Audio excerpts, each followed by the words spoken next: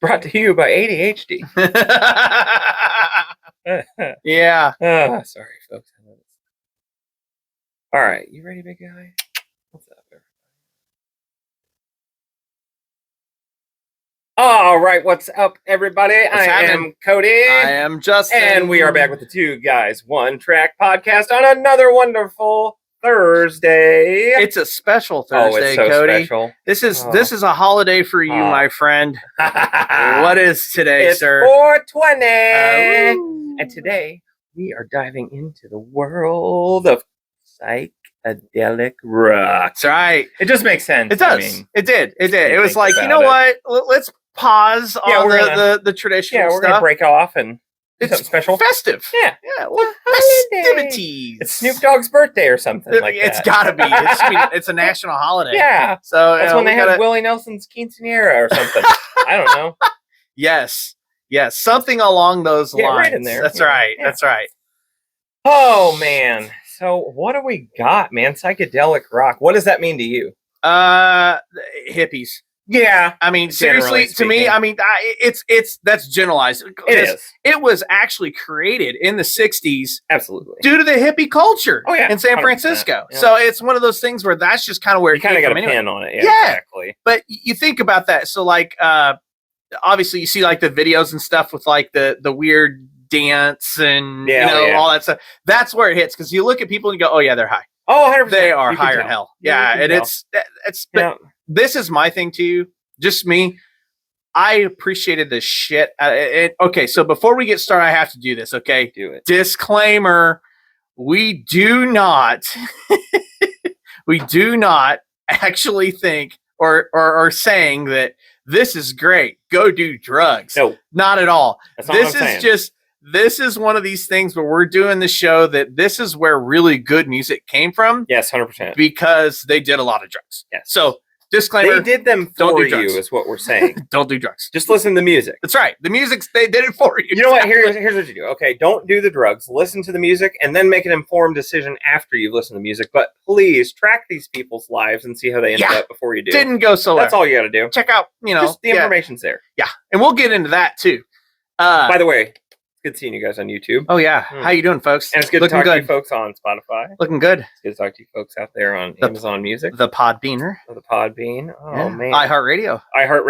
How we doing, folks? Dude. How we doing? Oh, okay, man. You've asked me. That was my one-word answer. Love it. You, sir.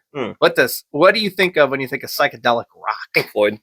Yes. That's it. Yes. Just Pink Floyd as a general blanket. I cannot argue with that because they are one of the most influential psychedelic rock bands out there, believe it or not. Oh, absolutely, really are. Without question. They kind of go in all directions, you know. There's some of their songs. Yeah. They were one of makes it psychedelic. They were one of the bands that didn't pioneer it. No, right. But they definitely mastered it, maybe? Yes. Yeah. Absolutely. They're the ones that kind of influenced others and also kind of pushed that kind of, this is what the setting stones is. That's where we're at with that. Oh, yeah. So, and that was, it's, it had some time first and then it kind of went, okay, we figured out what it was. Cause it seemed like everybody jumped into the psychedelic rock.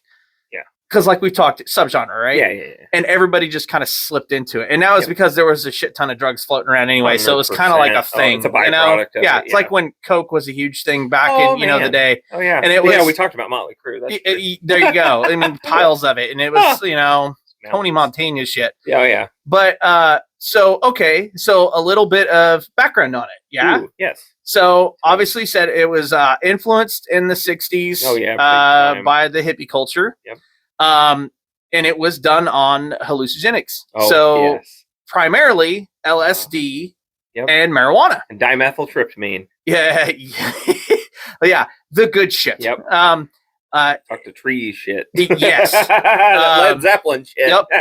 So the characteristics of psychedelic rock. So to be characterized as it. Oh, yeah. You had to have sound effects. Definitely. Oh So my there was gosh. the distortion, the echoes, phasing, the reverb, yeah, the reverse phasers, sound. Yeah, all that stuff. Trippy shit. They actually defined it as trippy studio effects. Yes. Yeah. It's like the Jetsons, just general. I honestly, Yeah. it's the right time. Yes, it you is. think about Yeah, it, oh, wow. it's the right time. Well, and again, I think that goes back to we talked about the Gorillas before, where they had that soundboard. Well, Yeah. I'm sure at that time, those soundboards they had probably had those stock sounds, and somebody was like, "Well, what if you bend the shit out of this note?" And it just all of a sudden, and he was on acid. Well, he did it. And funny enough, number 2, innovative use of instruments. So the bendy shit. There it is. What's that one thing? The theremin. You know, where you move your hand up and down. It's like, yes. Yeah. Shit. Sheldon from Big Bang Theory. So, saw that for the first time. Indian instruments. Yeah. The sitar. Oh man, the sitar, like the freaking Beatles. They probably keyboards were coming into the whole big thing. Time in the organs like a mellotron, which is an analog sampler. Yep. Harpsichords, organs. Harpsichords. They had electric organs, got huge. Big time. So, like, I remembered as a kid from Electric Mayhem. Yes. Oh, of course. So, when you're watching the Muppets and there's that scene in the church, that was my first actual dose of this is psychedelic rock. Oh, big time. You know, Dr. Teeth was, it kind of like me and the chick that was the bass player. Yeah. Me. I hate to say it, but like, tripped.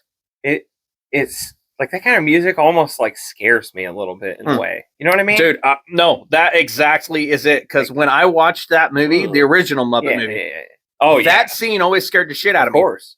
Yeah. Loved Animal, but that scene scared the shit out of me. And it was because it was the type of music. It was so different, you know? Big time. But, so yeah, that's 2. 3 is improv. Yep.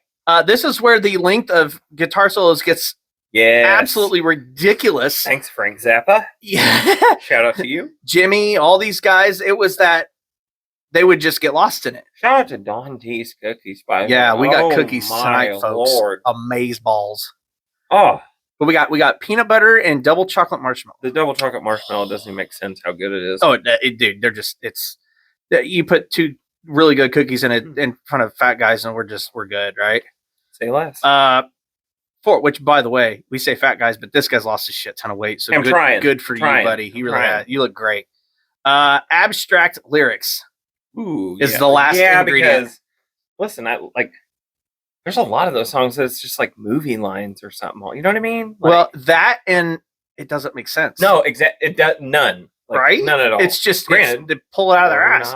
But that's the thing. That might be why they actually talked about hallucinogenic drug use. Right. That experience. Yeah. Exactly. It was trying to find definition of how do I explain this really high. So it's kind of a lot like how with other like even rock and roll in itself, it's like explaining how you feel about something in a way. It was the trend, right? That's true. Yeah, because it wasn't so much like I think if you think about psychedelic rock, people think like this is music made to listen to while you trip out, and no, it's more like music made about what it's like to trip out. Interestingly enough, we will get into that aspect of it here towards a little bit later in the discussion, because there's a whole thing on that now that's actually recent, not back then. That's actually today type shit. Okay. So bands that defined the sound, it was notably West Coast. Oh yeah. You know, obviously. Yep. But Grateful Dead, Doors. I love the Dead. Jefferson Airplane. I love Jefferson Airplane so fucking much, man. And Iron Butterfly, of course. Yeah. So you've got, those are like the top 4 that just kind of started it and goes, okay, here we go. Hang on. You know? Oh, yeah. When they did... like that first wave. Yeah. They were the pioneers, if you want to call them that, right? There you go. So Jefferson Airplane, when they did White Rabbit. Oh, that's trippy. That's it. That was it. That was it, right? Yep. And that, yeah. Wow. So at that point, after that stuff started coming out, rock turned psychedelic, right? Oh, yeah. So you got Beach Boys. Yeah. Even put out an album called Pet Sounds. Dude, oh, my gosh. That was psychedelic. I never even put those two together. Yeah. That makes a lot of sense. That's weird. The Byrds. Love the Byrds. The Stones. Yep. Oh, of course. The Yardbirds, different band, but yeah, okay. Big time, the Beatles. When they were trying LSD. Yep. They did Sgt. Pepper Lonely Hearts Club. Yeah, that's hard to do. And Magical Mystery Tour. When they did that was all done. It was psychedelic sound, and they were experimenting with LSD, folks. Do you remember the movie Dewey Cox? Oh God, yeah. Yeah. Paul Rudd plays. Which one does he play? I can't remember, but I know what you're talking about. Yes, and they're talking about doing acid and everything. Do you want to do acid with the Beatles? And then Jack Black, he's in that too, actually. Little cameo there. And who better? He would be a great acting psychedelic rocker. He'd be perfect. Oh my gosh. And then of course you have the rise of Pink Floyd, which is one of my favorite bands. We talked about several times over the podcast. Can't get enough. I looked some stuff up here, and it said the first album they did, The Piper at the Gates of Dawn, in '67. Sid Barrett composed a slew. In '67? Holy shit. Right? Yeah. Makes you think, doesn't it? That's the year my mom was born. That's when Pink Floyd did their first album. Yeah, it makes you think, right? So Sid Barrett. So this is the originals. This is the beginning, right? That's another hole we missed on our '60s episode. We did. Yeah. You think about it. He released or composed a slew of hypnotic acid rock tracks. Yeah. And the album's a classic. So it's so strange. Yeah. But cool. Yeah. Pink Floyd headlined a massive counterculture fundraiser concert in London called the 14-Hour Technicolor Dream.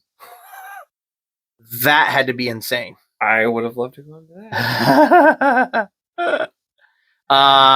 It had, let me see here if I can kind of get some British avant-garde psychedelic band Soft Machine and counterculture luminaries like Andy Warhol, Yoko Ono, and John Lennon also appeared at the concert. Yuck.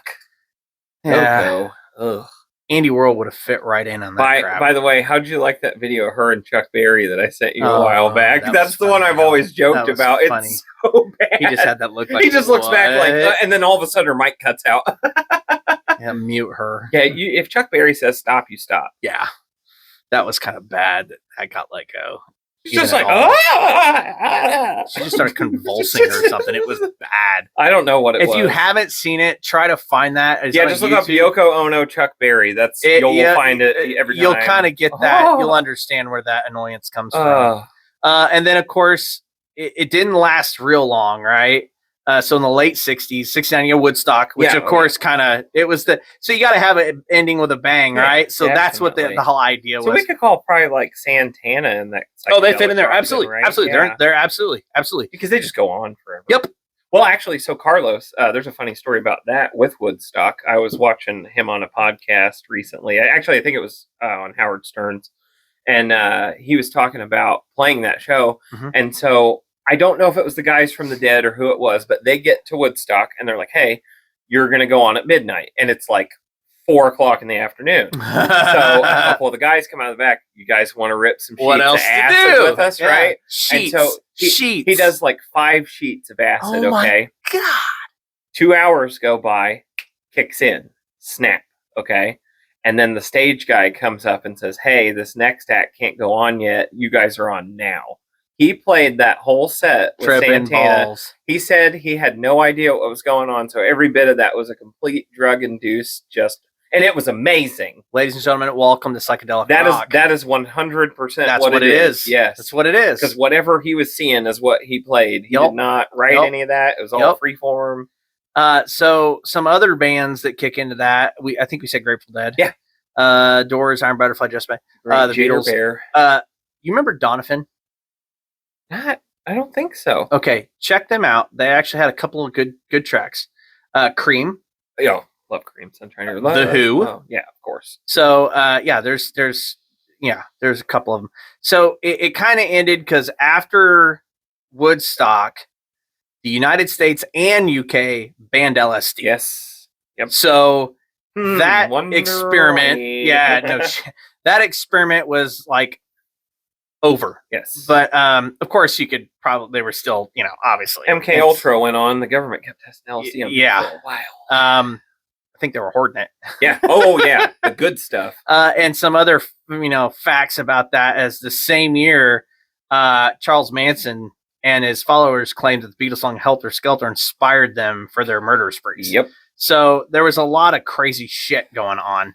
But also there was a growing anti-hippie sentiment that was kind of going across the country. So it was getting shut down, and that was a lot of it was laws and things like that. Which is funny to hear because that's exactly like the whole movement. So it just fuels the movement to continue. And then, of course, on the side of it, this is where my man Cody here meant, do your homework before. Hendrix, Joplin, and Jim Morrison all died of drug overdoses between 70 and 71. Yep. All three of them. Were they in the 27 Club or I don't know, because there's a thing called the 27 Club. And I know Janice, I'm pretty sure, is in it, but I think maybe I wouldn't doubt it. I can't remember, but I think all three. Because Hendrix, most people don't know this, but Hendrix's career was so short lived. It's not even funny. Mm-hmm. Like he was here and he was gone. Yep, it's quick. It was like a flash. Insane. Yep. And then most of the bands that were still together at that transition, they were like, okay, we're done with psychedelic rock. Let's go on to the next thing. Yeah. And that's funny because... So it's kind of like a wave. Yeah, they kind of noticed and they jumped on it and said, okay, we probably need to get off this. Even Pink Floyd changed their sound quite drastically beyond that. They did. So the 60s was psychedelic rock, and then it kind of went... just sort of kind of faded out, and there were, obviously those were some of the reasons for it. I'm sure and it's not like we say fizzled. It fizzled in the mainstream. Oh, it's still it all existed on, obviously, but even till today, it's just it keeps going. Do we got anything to drink, cooler, or magic? Of course. Thanks, See, this is the down here is the magic cooler. Yes, so we've got. Isn't that like a wine fridge or something? No, it's a fridge. It's a fridge. Yeah, I know. Wine fridge. I didn't know. I saw one at like this little thrift shop that looked like that, and I was like, that would make it work really though. Because I'm white trash, I don't drink wine. Be in a box. Damn right. Give me that Tour de Franzia. Nice. So I think you could put guys like Zeppelin, Bowie. Yeah, Bowie, big time. Even some of these guys in there. Couldn't you say Queen in some capacities? A few of their tracks are a little like that, kind of out there-y. Yeah, something. I think if you looked at what we talked about for the not definition, but kind of the standards for what it is. Yeah. There's a lot of music that has those four things. There's Sabbath in there. Oh gosh, yeah. Too, yeah. And as long as it fits, oh yeah. I mean, I'm all about it. Yeah, it fits in that. Like I said, it's a subgenre, right? Yes. But yeah, I think exactly. I think too, personally, I think that even after the late '60s, so you started the '70s. Yep. And I think, like we talked about, they said that people steered away from it. I think it still had a little bit. So we've talked about origins before too. Yeah. It's still some origin music. Yeah. Oh, yeah. So it was still, they're still going to go back and use parts of what they've used before in different songs, doing different things. Oh, big time. I mean, when you look at Pink Floyd, oh man, "Shine on You, Crazy Little Diamond." Yep. I mean, come on, that whole song is psychedelic. Oh, dude, yeah. It's you can't not. It's not. It's I don't think it. Time but is like of that course, too, it's about Sid Barrett. But you have to look too at it, and you have to go. It's kind of trippy. Yeah, man. It's kind of you just kind of you do the Axl Rose. You know, you just like, that's one of those things like in there. I'm coming home. Yep. There's the lyrics. I'm coming home. There's the lyrics, right? Oh. So this is a question that I had with psychedelic rock. So you got kind of the history or basis of it, I guess. Mm-hmm. So in your opinion, do you think that you could classify psychedelic rock through most any band that has had drug abuse? Because if you think about it, they wrote music when they were high. Oh, big. Or they were abusing drugs. Let's say that. I got a DaVita. Like well, that's Iron Butterfly. Yeah, they're one of the pioneers. I mean, up to like even in the 80s. Yeah. And stuff like that. Because you think about the 80s, we were talked about. Coke was a real big problem, Dude. So most of those heavy rock bands and there was a lot of bad drug going around. Where you got a lot of that from, I would say, definitely. Well, because so like that even continued on further. Because if you look at the bands that were in rock that had an electronic sound tied in, there was a lot of drug use going on with all of them. Like up into like Korn, Limp Bizkit, like all that, where that progressed even. All that was heavily drug influenced. This is where I'm getting to. You brought up a really good point. Some of this EDM stuff that you have now, Oh yeah. You have to wonder. But then now, Well, those festivals are based on doing Molly, so that's where I was going. That's the next one. You know, you look at it. It just changed to ecstasy, and the music changed because it gets your heart beating faster. There you go. That's what it was. I think if you want to put that classification on it, I think we could say psychedelic rock is alive and well.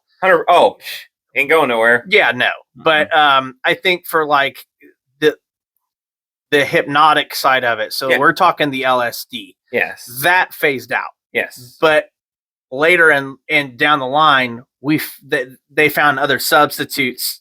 Oh yeah. To create music that way. Yep. And as we said, it's not a drug use is a good thing. It is not. It's horrible. Yeah. But it's one of those things too, where you have to look at it and go on. Yeah, it's really bad and you shouldn't do it. Right. But look what got created because of it. It's kind of that double-edged sword, you know? Let's preface this too. It was probably a lot more pure back then. It was probably a lot more pure. Yeah, there was a lot less crap in it. 100%. So, I mean, I don't know. I obviously don't say, hey, it's a good thing, but man, it created some great music. But college exists. That's all. Yes, that's all. Yes, college exists, and it's a real thing, kids. So yes, it is. But yeah, I think it's interesting that you had that because I still am this where it's like it's very hard to talk to somebody about that kind of music. Yeah, because you don't want to pioneer drug use, right? Or say, hey, this is such a good thing but you have to say, but look, do you really think that? And I'm going to be bold here. Do you think Hendrix would have been as good as Hendrix was if he wasn't tripping balls? Not even close. See, that's where I'm getting to, you know? But here's the thing. There's a consequence, you know? There's action. That's like asking if Mr. Cobain would have made good music as he did without all the turmoil in his life. There's absolutely. Chance, well, that's the thing. It's you know, that's what music it essentially turns to. It just happens to be that created a type of brain activity, I guess you should call it, that created that allowed for creativity. Right. I mean, that's 100. Now, nailed it right on. Now, here's the thing. Yeah. There was a hell of a cost to pay for it. Oh yeah. But sadly, you know, you look back at it too, and you go, "Was it worth it?" Right. Going, no, because people are gone. Like Hendrix had the shortest career known to man, but then we look at the legacy, and even probably what it did for his family. I mean, can you imagine what that did for his family? Man, they're never going to have to do anything. But you don't want to martyr it either. You know what I mean? No, you don't. And that's the problem I have with it. It's like it was so good yet so horribly bad. You know, and we want you here. Yeah. Oh, exactly. And that's why we appreciate the ones that made it through so much. I think, like even your like Alice Coopers and shit. Like he's borderline psychedelic in a lot of ways. Well, and I think honestly, I really think that if you made rock in the '60s, you either made psychedelic rock or you were heavily influenced by it. Had to be. And if you were young starting, big time. Oh my gosh, big time. Yep. So I mean, I just.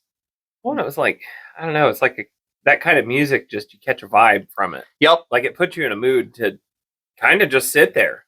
And that's what veg out on it. That's what it's supposed to do. Yeah, exactly. And so chew on. That's an interesting thing here. So we'll talk about that for a little bit. So I was reading an article and it was in The Guardian.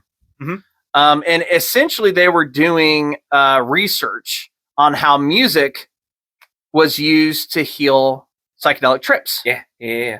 So, and if you think about it, just that alone makes you think. You go, shit. Yeah, no, I can definitely see that work. 100%. And the success rate that they've had on it, it's like kind of uncanny. It's nuts. Yeah. It's like weird to think about. Oh yeah. But the way they talked is that if you look at it in a clinical environment, so you're isolated, right? Oh yeah.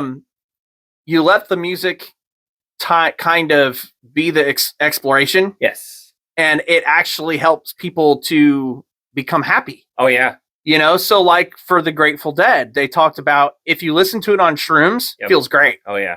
Feels fantastic. You know, you actually feel the music. And it's like, yeah, but you know, you're really jacked up when you're doing that, right? There's a reason you're feeling it. It's because everything in your brain's going, oh my God. You know, the universe are melting together in a pot of stew. Exactly.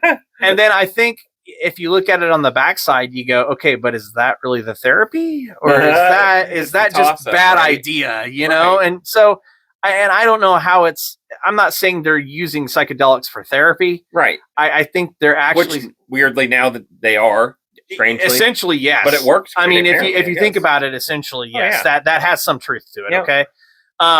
But there is a thing called psychedelic therapy. Oh, yes. And it's I was kind of like, okay, it's organic. Oh, man.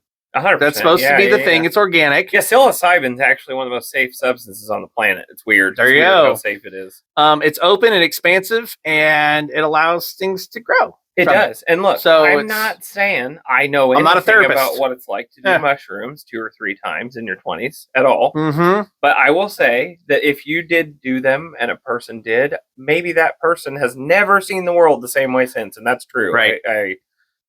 And in the article, I've never seen the world the same way since. No. I mean, it's totally eye opener, I guess. It's a good point. Put you in your place in the universe. You understand how small you are real quick. It really can. Yeah, you're like, it really can. I'm nothing and I think here, but I'm everything. Right. I think that's where if you allow yourself to feel it, yeah, and be a part of it, oh yeah, it has that euphoric effect. It does. Right? Yeah, and So, that's the thing. You have to. Yeah, you gotta. Yeah. Hence the same thing when you get goosebumps. Exactly. You know, that comes from something. That's your brain sending signals, right? Giving you a little dopamine boost. Exactly. So what's to say that can't work in that example? That it totally makes sense. I totally agree with it and understand it. But something I thought was hilarious, and this is a quote from the article. It's funny. It says, therapists aren't trained to change music for people tripping their brains out.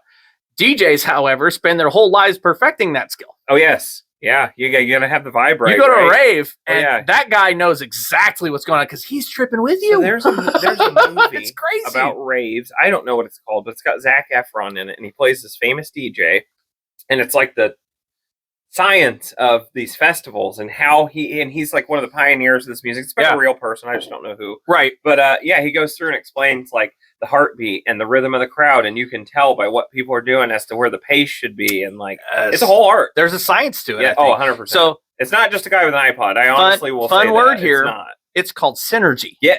That's it. That's the word. That's it. Synergy. That's the word that makes that technology between the feeling. Yep. You know, they've used those two things to make that culmination.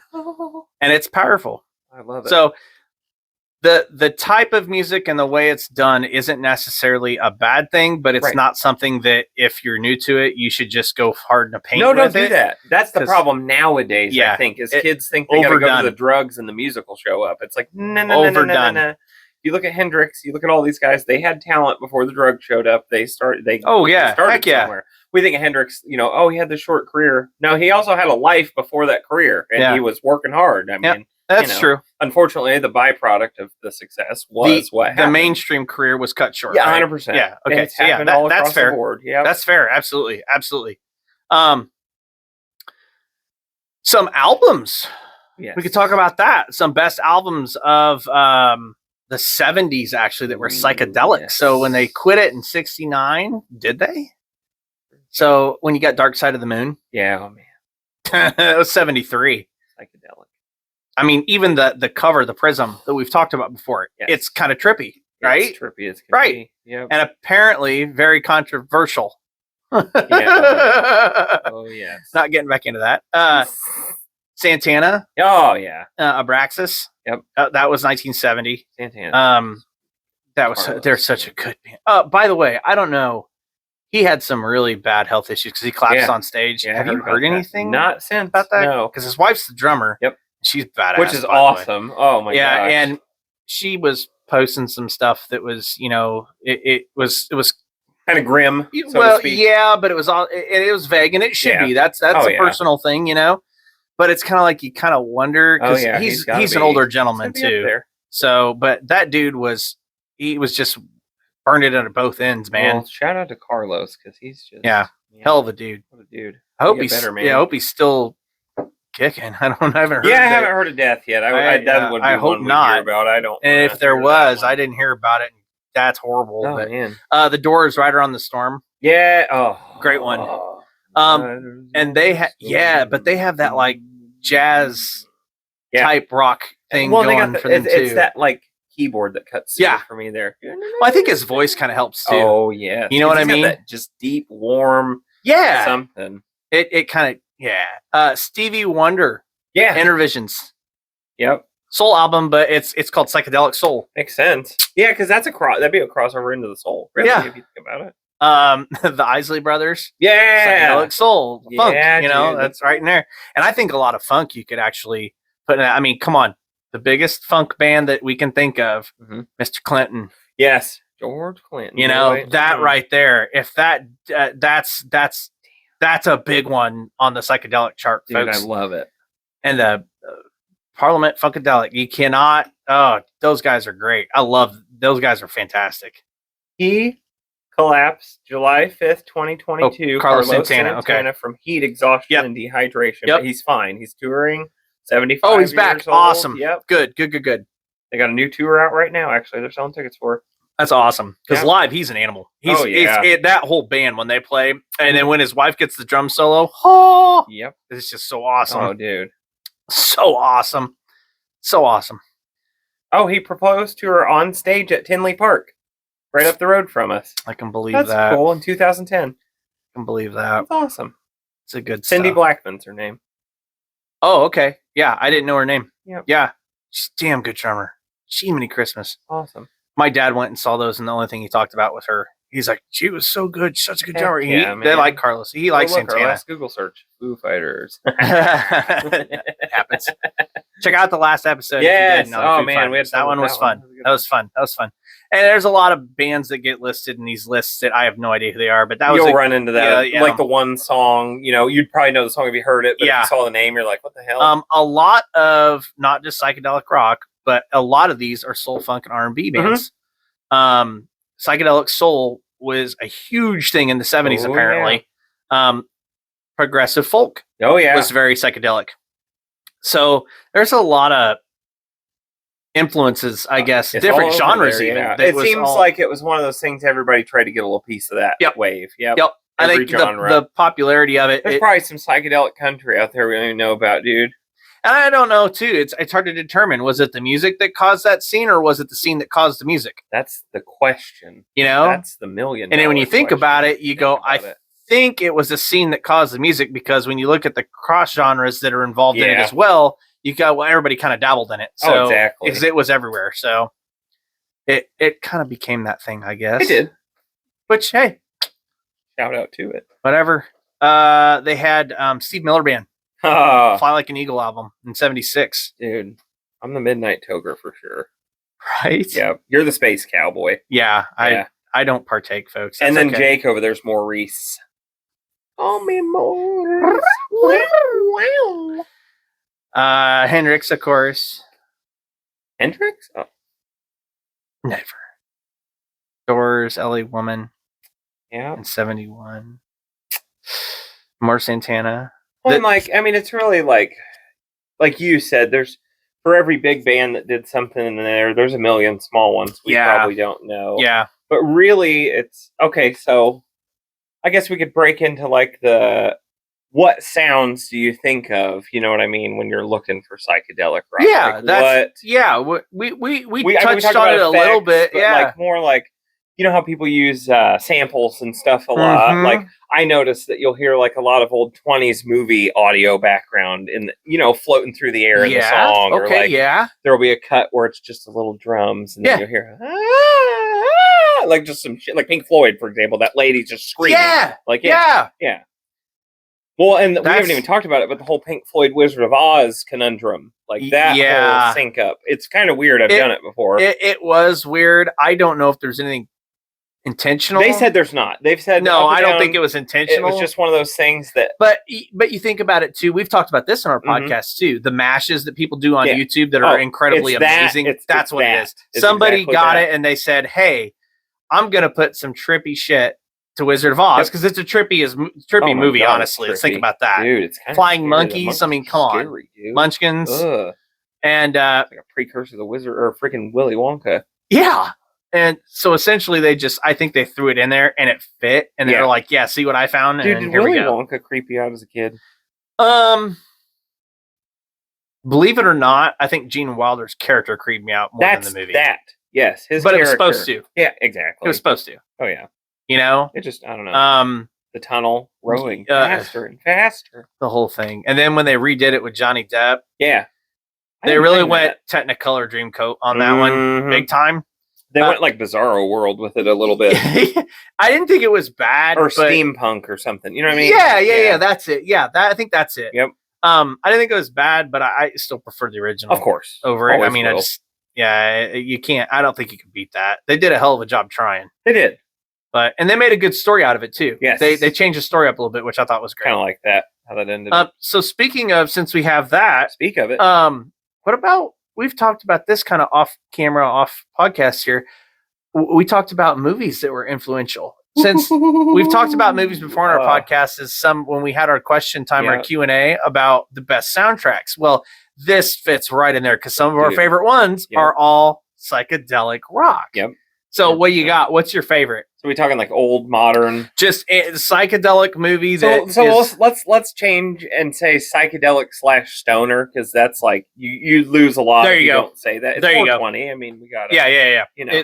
So I mean, obviously, really a psychedelic movie. Up in Smoke is quite psychedelic because they have a couple trippy scenes in there, and Up in Smoke where they do LSD. So all about drug use. Yeah. So it's absolutely. And really, man, they really pioneered a lot. Tommy Chong and Cheech Marin. I mean, they absolutely like brought that whole culture to eyes versus ears, obviously. And it was focused as a comedy. Yep. You know, exactly. But it was one of those things too where it's like they still get on stage today and do that act. Oh, they're still and it's hilarious. Yep. Those guys are still.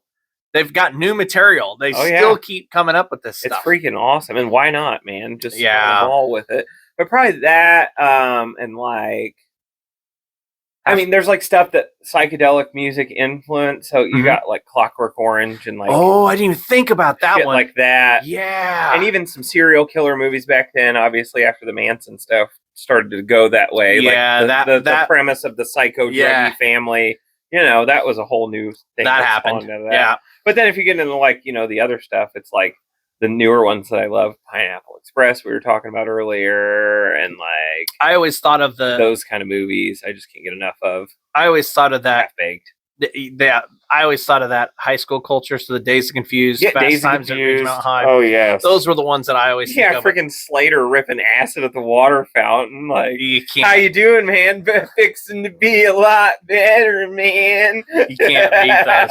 Those are the ones that kind of, because we all know in high school you always had that time where you smoke pot for the first time, or So that kind of always resonated a little bit more because it was like, okay. Oh yeah. The music, you always had music going. Mm-hmm. You always had something going on. You know, it was neat. That's the stuff I think of when but you got like Harold and Kumar. Oh gosh, what? White I liked all of them. I thought they're all funny. Believe it or not, it's not psychedelic. But I mean, like Friday. Oh yeah, dude. You know, it is a little bit because they trip out a little. They do. Smokey does the PCP. Yeah. They do a little bit, but I mean, it's. I love I literally last night was watching Friday at like 3 a.m. It's funny you said that's a great movie. Yep. Ted. Oh yes, dude. Ted's awesome. That's McFarlane's a genius. Yeah. I love it. Really, any good like movie? Okay, so like Biodome, I would even consider. Oh God, yes, because it's a stoner. They were stoners. Movie. Yeah, absolutely. Jane Silent Bob. Jane Silent Bob, of course. Yeah. So I think, and even like you could even say like Clerks along that line because there's. It's right in there. I mean? Yeah. Mallrats. Yep. Anything Kevin James. Or Kevin Smith. Kevin James. That'd be interesting. Fucking King of Queens out here. I love Kevin Here James comes too. the boom. Yeah, that's a good movie. That is a good movie. Very good movie. Interesting enough, off the sidetracked, he is actually MMA. Yeah. Dude, I know. Like, he's hardcore. He can fight. That's what most people don't know. When he's not acting, he's a personal trainer. Yeah, that's what he does.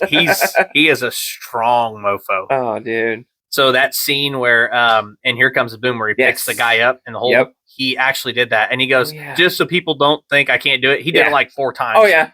And they're sitting here, and the guy, the bald guy that was the trainer, trainer in the movie, he actually went to Rogan and was talking about it. He said he is nuts strong, and he's fast for his size. He says he's fast. So, like, if you even watch old episodes of King of Queens and look at his physique, you can see it. He's arms and legs, big boy, man. Yeah. Oh yeah, dude. So good. You remember? The other one, Scary Movie, Shorty, when the tree rolls him up. Dude. And they're trying to put him out. He's like, no, don't put me out. I'm getting high in the motherfucker. No. I don't remember if you said it on the podcast or when we were talking How High. How high? Oh my gosh. Yeah. Yes. You talking about that before. That one. Take the test high, study high, get high scores. And their dead friend was always part of it. Yeah. All right, we're gonna get a smart motherfucker and we're gonna dig him up and we're gonna smoke his ass. As Ben Franklin. Yes. Yeah, watch How High sometime. That is great. A great movie. God, what was it? The one with the the guy that does the video games, PJ and Grandma's Boy. Oh yes. My God, that's a great movie. That was so good. And the old ladies get baked because they find it in a teapot. Yes. Oh, that was so good. That was so good. Sophie's tea. Yes, Sophie's tea. They clean the house like for 20 hours. God, yeah. No, I like when he's heating up all the leftovers and puts them in the oven and he just grabs it. Burns himself. Yeah. Yep. She makes him like all the food. Yes, everything in the damn kitchen. I just felt like cooking. Oh gosh. So good. Never gets old. No. That's a good one. So I think when we've talked about it, so we don't have to get on it, but we talked about it. I think that's kind of like those movies have the best soundtracks. Yes. Because I love that 60s psychedelic rock because it's not that it's psychedelic rock, it's that the music was so great. Oh. But they take those psychedelic movies and they go, I know what we can use as a soundtrack. And they insert it, and so you immediately have a great soundtrack. Yep. You know what I mean? And any movie with a good soundtrack. It's worth it. Can't be bad. It's worth it. Yep. It's worth it. It's worth it. It's worth it. Funny. I'm still waiting on the new Guardians of the Galaxy. Yeah. I want to see what the soundtrack's going to be for that. Oh, yeah. They always have the best of them ones. have been. And Iron Man had some of the best. AC/DC basically made a whole album. Yeah. Iron Man. They were all bangers. Damn right they were. For sure. So anyway, psychedelic rock. Yeah. Psychedelic, man. Modern bands with drug influence. What do you think? Soundgarden. Pearl Jam, that whole grunge era. So that if you think about it, mid-90s type grunge era. Yeah, I guess you can see it. Into stuff like Nine Inch Nails, Marilyn Manson, because the drug crowd followed them. Mushroom Head, and then even into Tool. Oh yeah, like that kind. That was very Deftones. You make a very good point. I didn't really even. It kept going. You do think about it, but you don't think about it, right? Most of the stoners that I knew, oh God, they were always wearing a Tool shirt or Nine Inch Nails shirt, or they System of a Down. Yeah, they followed that genre. I mean, originally, and I think that's. I guess it's just kind of our era of that. Like that's our generation's psychedelic rock. Now, do you think that it's because of the music, or do you think it's because the stoners we knew followed the music? Probably a little bit of both, but probably more because of the stoners, I would say, because those bands, I mean, obviously the bands had to get their notoriety somewhere. And exactly. That's who picked it up. Yeah. Those. So probably, I would say. Because I'm sure those bands, when they came out, I'm sure they didn't really have a set identity as to where they were going to end up. No, they're not. Limp Bizkit, that's a different story. I'm pretty sure they knew where they were headed. Yeah. They were just all together out there. I think I don't think they were kind of going, hey, let's do stoner rock, let's do psychedelic rock, or bring it back. It was just it happened to follow. Yeah, think definitely. Like we got real popular in the 90s too. Yeah. Oh yeah. We got real popular again in the 90s. Well, and I think that's because of cinema too, because it was making its way into movies because it wasn't so. That's a good point. Obviously, it wasn't welcome everywhere, but it wasn't so taboo that you couldn't laugh about it a little bit because at that point everyone had tried it at some point. So it's like it was funny. Overly abundant at that point. Yes. And cheap. Yes. Yeah. But I haven't always been an angel, so. Of course not. Well, I'll tell you too. Like if you think about it, and this is weird to think about, but you know what? Psychedelic rock, that it really is, and it doesn't make any sense, but it is. ICP. Their whole music is based on people doing acid and mushrooms. Dude. Damn. Everything they do, even their album covers. That's psychedelic rock. Yeah. It's clowns, but it's psychedelic rock, which makes it even More psychedelic. Yes. Oh gosh, yes. Scary, scary in my I don't do opinion. clowns at all, man. Brother, me and you. No. My dad still tries to get me with it. Hey, the clown, you want to go get a balloon, buddy? I'm That's a like, hard Dad, pass I for will me, beat Pops. the living. Nope. So some facts, and you probably have all kinds of these. I don't. I'm not trying to push you out as a pothead. He's not. No, not I. Weed's over 12,000 years old. That's insane. Too. It's got. They've got traces. In fact, that it's been used.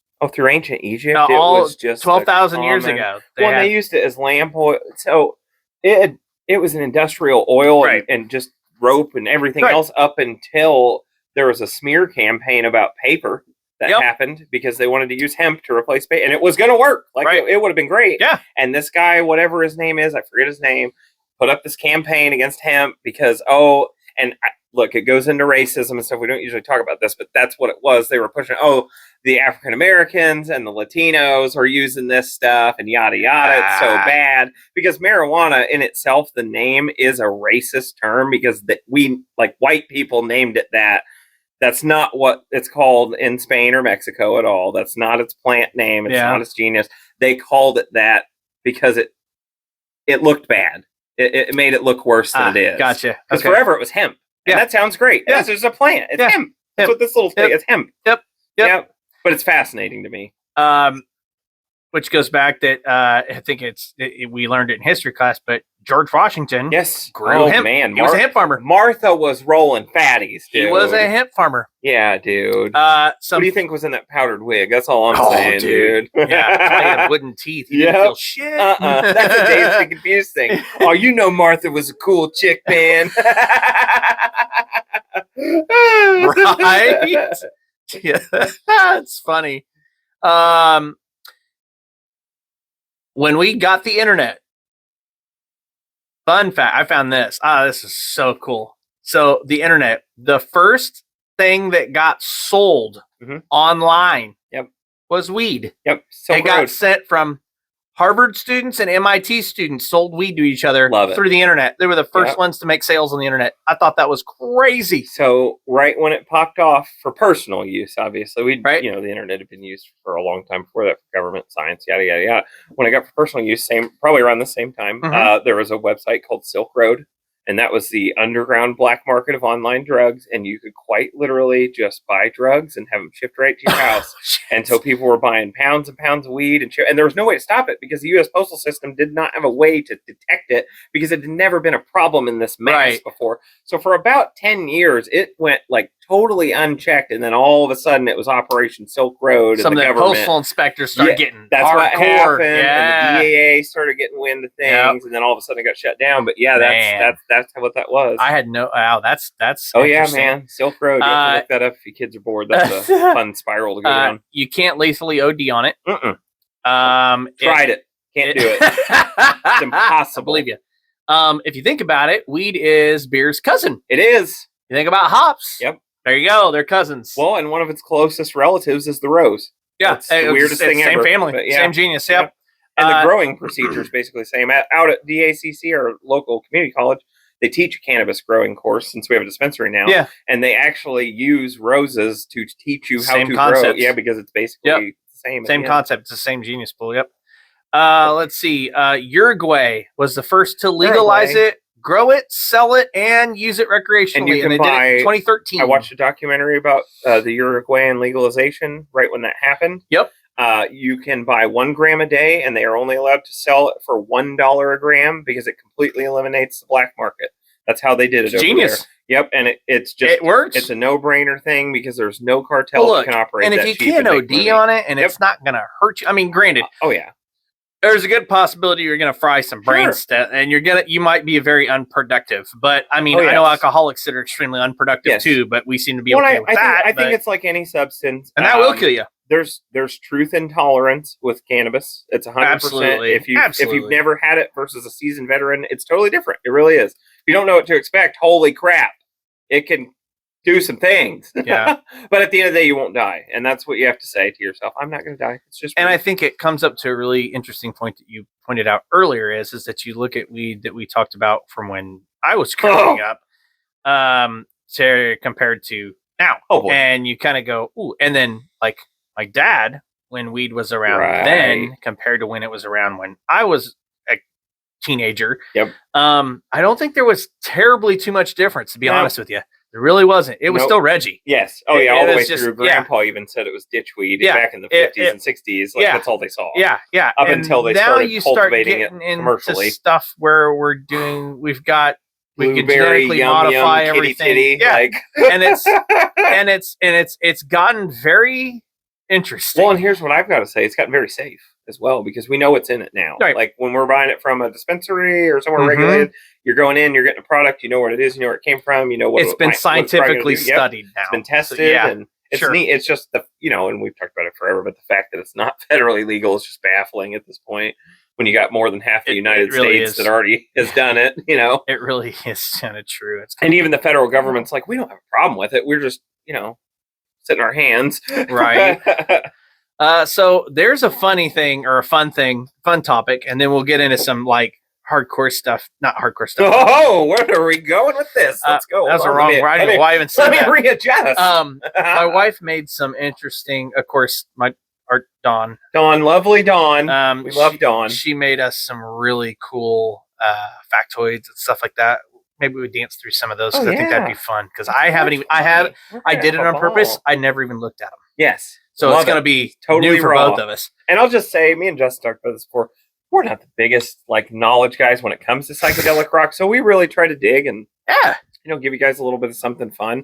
And again, as we say always, we'd like to hear from you. What is your favorite psychedelic rock? Absolutely. What do you like? And get this too. We're going to get stuff wrong. Yeah. Oh my gosh. So hey, Justin's got a little. What do you call it? A retraction? Yeah. A retraction. It's so funny. It's very hilarious. Like I wouldn't even call it a retraction. I just call it. I would have read it the same, and it just happened to be a funny mistake. Well, because when I read it, I was like, okay, Satan. Oh yeah. So he knows where he already. So the last podcast we had on the foos, we did the foos, and we talked about the DGs, which is their version of the Bee Gees. The Bee Gees. Their first album and only album they did, I said, was called Hail Satan. It's Hail Satin. Satin. You could see where the I and the A kind of got. But if you think Hail, you're going, okay, it was right there. I think they did that on purpose, too. Of course they did, because when you see that on a shelf, you're like, they just get some dumbass on a podcast saying, yeah, it's Hail Satan. Right. No, it's not. It's Hail Satin. So shout out to Dave. Your joke worked. It worked. You got me, buddy. You got me, Dave. You got me. But yeah, my fault. Sorry about that. Didn't mean to offend or get it wrong, but I did. We're out here to correct the wrong. I'm wrong. Yeah. Frequently. Me too, man. Built my life on it. So this is going to be kind of the fun thing, and this is going to get probably funny.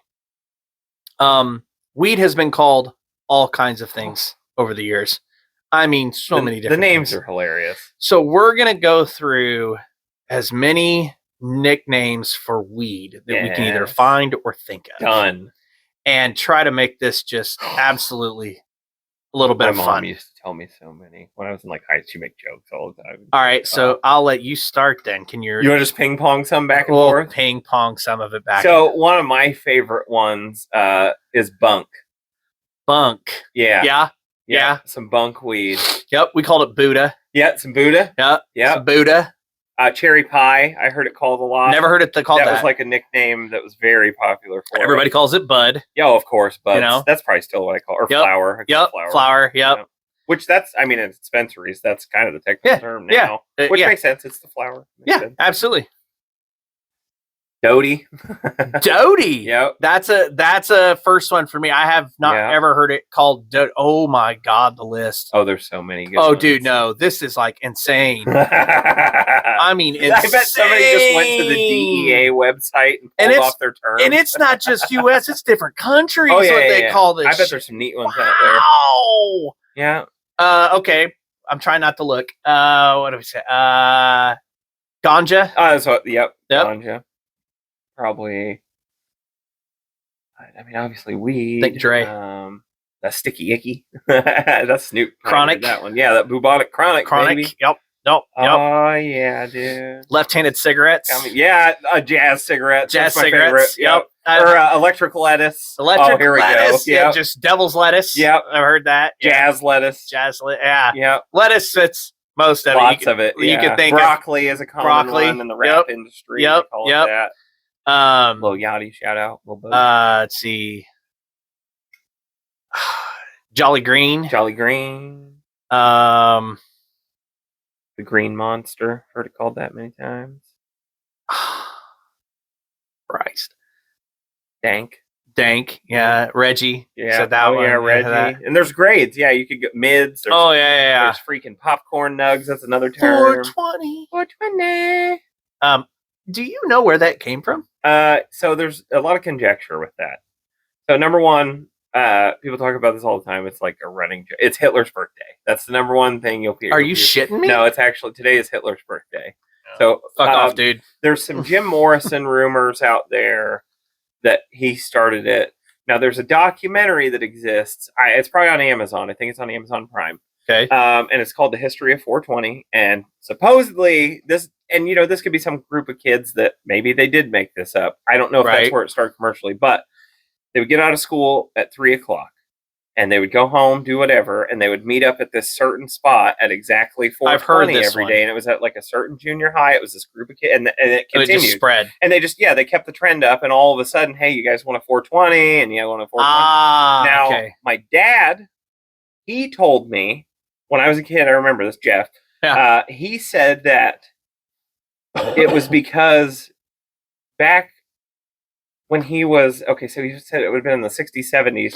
There was like a break in the work shift. So like if you worked a 9 to 5 job, a lot of people took a break or 9 or whatever, 8 to 6, whatever it is. A lot of people would take a break around then for a smoke. And then it turned into that makes sense 420. So I've heard that as well. So somewhere in the middle, if that's the truth, probably. But yeah, that does make sense. That does make sense. Yeah. I could definitely believe the one. I have heard that story of the kids that when there was that time frame, yes, and it kind of spread from there. I could believe that. And they said it just carried out and they claim. I mean, they really hold to that. That's how it happened in that documentary. I believe them. They don't have any reason to make it up. Interestingly enough, there's a whole article on 420, the cannabis culture. Love it. Yup. 5 high school students in San Rafael, California, used the term 420 connection with a plan to search for an abandoned cannabis crop based on a treasure map made by a grower. Love it. There you go. They're called the Waldos. Yeah, hell yeah. Nice. Isn't that awesome? Which, if you think about it, the opening scene to Half Baked is essentially like kind of like that, sort of. Nice. Yeah. Come to think of it. Alley and fucking... Okay, you ready for some funny shit? Hit it. Okay, here we go. We'll try it. Ace, alligator cigarettes. I like that. That's pretty good. Amnesia, asparagus, astroturf, Aunt Mary. Yeah. Mary Jane. We didn't even say Mary that. Jane, wow. Yeah. That one. Bamba. Black Bart. Blaze. Hell yeah. There you Blaze. go. Yep, that's my dog's name. Bomb. Boo. Yeah. Broccoli. Yep. Thank you, Ludicrous. Butterweed. Oh, yeah. Cabbage. Yep. Yeah, jazz cabbage. Catnip. Yep. Christmas tree. Oh, yeah, I got that tree. I heard that was one term forever. Yeah. Yeah. Any tree? Kryptonite. Heard it called that. Yeah. You already said dank. Devil's lettuce. Dew. Dimba. Ooh. Dinky Dow. Doobie. Yeah, that one. Yeah. Dope. Oh man, I can't even. Everybody call the old timers. I'll call it Grandpa dope. calls it dope. Dope all the time. Yeah. Smoking that dope. Dog kids down there on my damn shiffer robe. Foo. What the fuck's a shiffer robe anyway? Right. Good question. Foo. Gash. Foo. God's herb. Gash. Ooh. I don't like that. Right. That's a little rough. Good giggles. Green goddess. There you go. Greta. Ooh. Gungeon. Ham. Hashish. Oh yeah, hash. Yep. Which herb. That's a technical term. Yeah, that's it is. Process. It is. Yeah. Herb. Yep. Herb. Homegrown. Oh, of course. Houdini. Yeah. And Staga. You said Jane. Jazz cabbage. Yeah. Jazz cigarettes. Jive. Joint. Jolly Green. Jive. I've heard before. Yep. KGB, Killer Green Bud. Nice. I like that. That's pretty good. Crippy, Kuba, Kush, Kush. That's my favorite. Laughing Grass. Which again, that's a like a type now. Oh yeah. Yeah. Which probably always was, but never knew it. Laughing Grass. Oh yeah. Let's see. Loco Weed. Oh yeah. It's called Loud. Loud. Yep. You got that loud pack. That's what we'll say. Or gas. Gas. A lot. Yep. Magic Dragon. Yep. Or diesel. I've heard it called diesel, depending on how it smells. Well, I mean, then there's sour diesel. Okay. That was like the so there's a strain called sour diesel out there, and it's notable because it smells like fuel. It really does. Oh, But, that's like, awesome. When I was in school, I never tried pot till I was like in my 20s. Just never had the opportunity. Really, never cared much about it. Really, Right. And then, but when I was in high school, I just remember all the stoner. I got that sour diesel. I got that sour diesel. Now the odds that anyone ever even had it were probably slim to none. Yeah, it probably smelled like dog shit. But that was the one. Like now it's Pineapple Express. Yeah, because of the movie, everybody wants it. yeah. You know. Yep. But back then it was sour diesel. And Okay. if you had that, you were the shit. Basically, that I'll be was damned. like, yeah, That was the after one my everybody time, wanted. so yeah. Yep. Let's see. What else we got here? Oregano. Oh yeah, oregano. Yep. Rainy Day Woman. That's a song. That Rasta Weed. Yeah, that Rasta. Got that Bob Marley. Yep. Yep. Righteous Bush. Ha ha ha. Root. Salt and Pepper. Hot. Smoke. Space Cake. Or the weed, the brownies and stuff. Yeah. Sticky Icky. Stinkweed. Tea. Tex-Mex. You ever heard it called No, that? but that's hilarious. I like it. Trees. I feel like I'm going to heard- Chili's when you said that. trees. Let I've me get heard them it called that peppers. before. Yeah, oh yeah. Wisdom Weed. Ooh. Zaza. Ooh. That's weird. Zooey Mama. Love it. Well, that's a lot of good ones. You know, want to know some of the slang names that the DEA Absolutely. has for it? Yes. Those are probably the best ones. All Star, Arizona Ashes, Barbara Jean, Bash, Biggie, Black Maria, Blue Crush, Blue Jeans, Diz, Escobar, Green Paint, You know what? Lemon Lime, Listen. Lime Pillows. I think someone just lied to the DEA. These are all made up. I know. Some asshole was like, listen. These are slang names. That's Yeah, the fucking DEA from hilarious. Yeah. Lemon Lime, Lime Pillows, Loud. Loud, yeah. Let's see. Some of these are Spanish and I can't pronounce them, so I'm not going to try. Yeah, we won't I don't want to butcher butcher that. them. Yeah. My Brother, Oh Boy, Palm, Platinum Jack, Popcorn, Shoes, Popcorn, Shrimp, Smoochy Woochie Poochie, yeah. Okay, wait. All right. Yep. Hold on. Smoochy Woochie Are you Poochie. sure you're not just reading tracks or something? No, I wish I was. No, this is Greta Van Fleet's new album. Like, what the hell? Tiggity. Yeah. Tila, Tim's, Tosca, Tristan Kush, Tweeds, Tweets, Woos, Young Girls. Oh, okay, wait. Maybe Yeah. the DEA was on like they got confused on that one. Okay, they were supposed to bust a ring of friggin' sex traffickers, and they got okay, In Nigeria, they call it Wee Wee. okay. I don't know how to speak. Yeah, if you go around Swedish. asking for wee wee here, it's different. It's weird. There's actually slang names for good quality versus poor quality. Yes, there is. So you got the Black Gold, Bud, Buddha, Chronic, Dank, Fine Stuff, Fire, Flower Tops, Ganja, Fire's the number Gas, one. I would Golden say. Leaf, Good Stuff, Hydro, Kind Hydro is Bud, common. Loud, Nug, Primo. Indoor. That's a big one. Yeah, that's Which on there. Indo, you know, Yep, Indo, yep. Yeah. Righteous Bush. Which Indo actually can be one of two things. They consider that indoor or indica. They can be one of two. Oh, I Yeah. didn't know indoor. I Yep. figured indica, but yeah. Yep. Tie sticks. Yeah. So a tie stick is a thing. So they take buds and they wrap it. It's a bamboo stick. They put the buds on the stick. They wrap it up with hemp rope, and then they dip it in embalming fluid. And that it was a 70s thing. It was part of the trippy stuff, actually. Yeah. And they would smoke that, and that's a tied stick or tie stick. Boy, I bet that's a whole nother level of Yes. ho-ho. And the rumor is that it Yikes. came from Thailand, so that's why it's a tie stick. But who knows if it did? But that's what Wow. that is. Yeah, some old guy came into work one day and was explaining to me what that was. And I was That's like, crazy. wow. Embalming fluid, Yeah. really. And he said it was like quite popular. He said I was going to the say, hippies did that a lot. I've heard some stuff with drug use was done that they actually used embalming fluid. I've heard that. Formaldehyde, I just didn't realize I guess, was one. And easy access. I mean, yeah. Well, stolen. Yep, but there's a funeral home everywhere. Yep, so, yeah, exactly. White-haired lady and Zaza.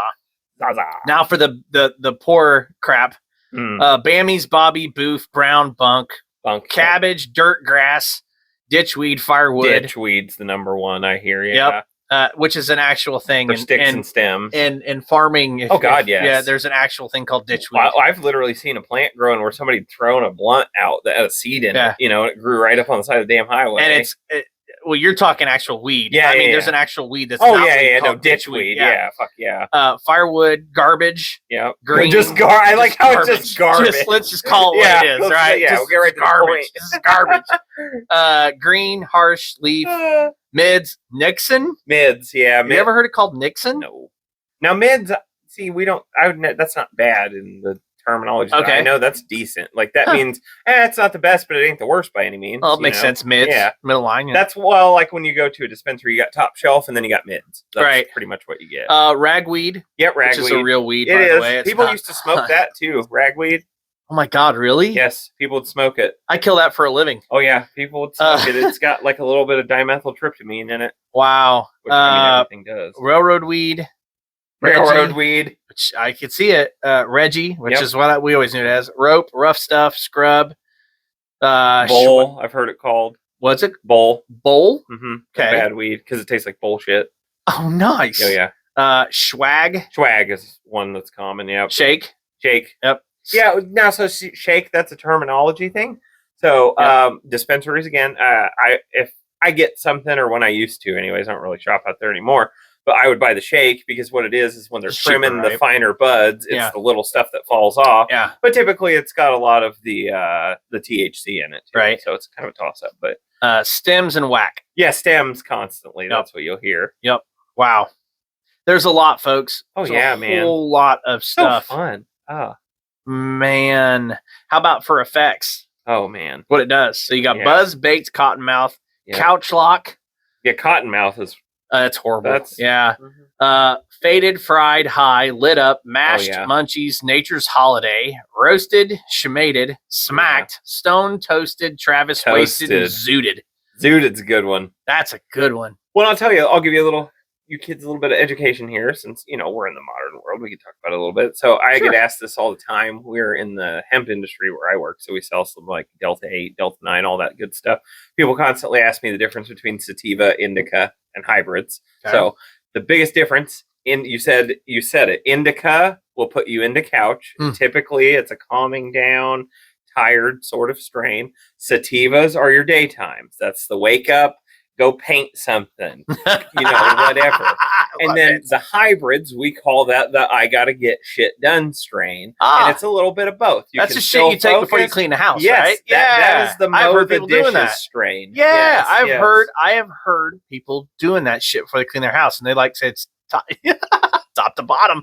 Yep. Done. Oh, it's the best because it makes everything wonderful. So, it's the difference. Last thing I'll go over, and then we'll switch some gears here. Do it. We've probably spent enough time on weed. Yeah. It's not like it's 420 or anything. No. Slang names for people who consume cannabis. Let's go. Baker, burnout, connoisseur, stoner, doper, hippie, pothead, stoner, tea-head, viper, and weed wizard. Weed wizard. I want to be called that. That sounds hilarious. That's a good one. And oh wow, so many. What's some things you've heard? Have you heard any that aren't on there? Trying to think. It's like druggy. That's a common one. Or most of them it's between stoner, doper, baker. Those are pothead. Yeah, those are usually the ones. Yeah. We used to, believe it or not, we get the term confused, but no,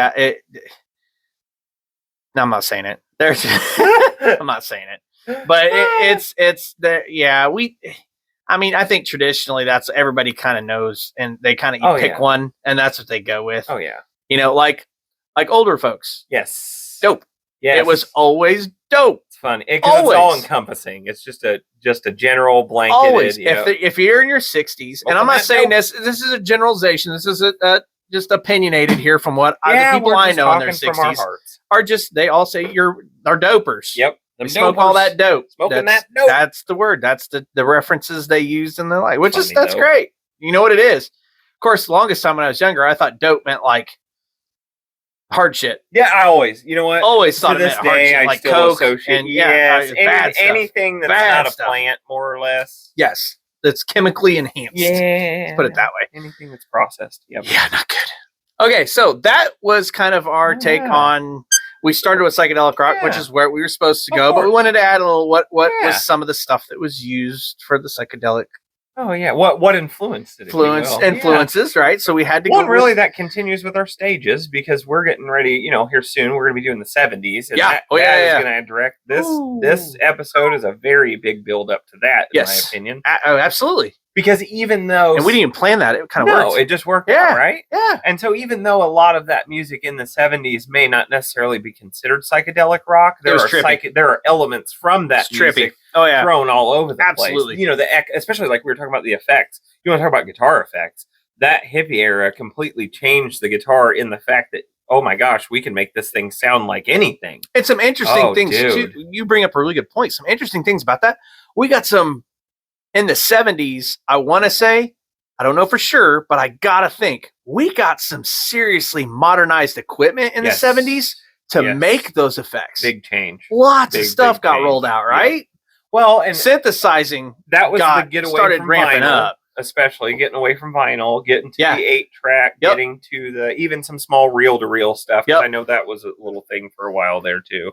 In between. Yeah. And so, definitely. Because then they had like tape echo, tape delay, all that cool stuff. To this day, guys that play guitar will pay thousands of dollars for original equipment from that era because there's nothing better. No. I mean, it's authentic. There's one pedal out that's a tape delay pedal. I don't know the name of it, but this guy has spent the last 12 years trying to replicate this thing from the 70s and just got it done. Oh, wow. And it is T for T the same, but when he plugs into the original one at like the big guitar show where he's showing it off, you can't tell a difference. That one from the 70s might even still sound better. Like it's probably. Just it was meant for that. Milky, creamy, just like that's cool. Because you can't replicate natural distortion, or natural electronic flow. Like you can't recreate that. I think it's interesting too that somebody chases that sound. Oh yeah, dude, it's so cool. You know what I mean? Oh yeah, there's one guy who devoted his whole thing to one little sound. Because it was so pure. With all the technology we have, and it took 12 years. Well, and that's a musician thing. I mean, you know as well as I do, you're constantly looking to make your tone better. Yep, absolutely. That's interesting. I've been chasing the same guitar tone for 15 years, and I've tweaked maybe this much in 15 years, but I am deathly critical of how drums sound. Oh, you have to be. You know, and I hate tuning. Yeah, I hate tuning.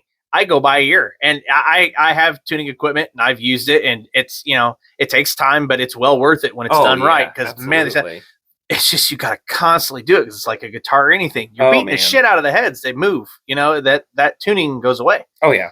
So, like you said, you chase that Big sound. Time. So that's cool that guy did that. Oh yeah, man, awesome. And it probably is bringing back kind of a new. Well, it brings like sound. It kind of brings the guys like me into it. Yeah, where you can create now. Yeah, something different. You can take what they had, and you know, because this thing was like the size of this fucking table. Sure, yeah. Like, that's the other thing. The scale of this, and now it's in a little pedal. Yep. That I can just put in a backpack. Yep. The fuck. Yep. Awesome. You got a pedal board. Now you got a pedal. Right, dude, I love it. I can't get enough of it. I always find, folks, if you ever get the chance, and no, we aren't paid by them, and they're not a sponsor or anything like that. If you ever get a chance to go to Sweetwater in Fort Wayne, Indiana, Fort Wayne. Go. If you're a musician at all, there's no chance you ever heard of it. If you watch any YouTube video, there's commercials. We call it Mecca. It is. It's the Mecca. It's the homeland. Oh my gosh! You'll walk into a VW bus full of just the coolest That's where I was gear. going. It's the old school 70s, 60s gear that they had that they would, and you can see the progression. Yes. They kind of do a progression thing. They have recently redone the building. Yeah, Justin and them went up there. I didn't get a chance, but I can't wait till we go on our trip up this summer. It is. Oh, they have the world's largest wall of pedals. Yes. For guitar players out there.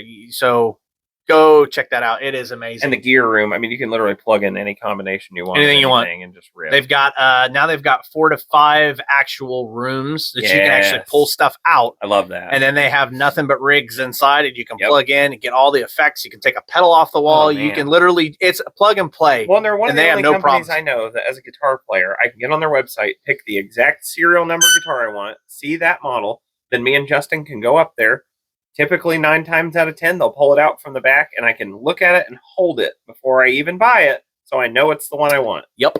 It's amazing. They give you the weights, the birth date, and then they assign you a tech to do anything and everything you want to it. And Shout then out they to Adam. My tech has been great. I've had the same tech for a decade almost. Yep.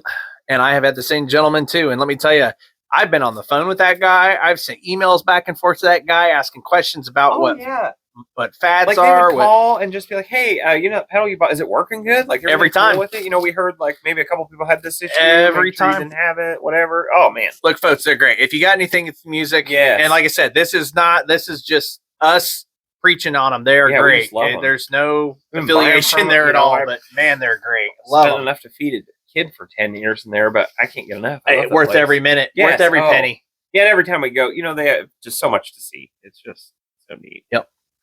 Awesome. Sweet. Okay, so like I said earlier, if this is what you want to do, check some of these. All right, so instead of questions tonight, these are actually just some fun facts, I guess. Fun facts of these the are day. These are all I don't want to say fact checked, but they can be. They're sourceable. They're sourceable. Yes. Thank you. That was the word I was looking for. Got you.